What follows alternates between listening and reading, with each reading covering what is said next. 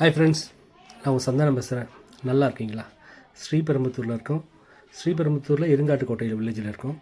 இதை பார்க்குறீங்களா, இது ஒரு 30 அடி ரோடுங்க. இந்த சைடும் 30 அடி ரோடு.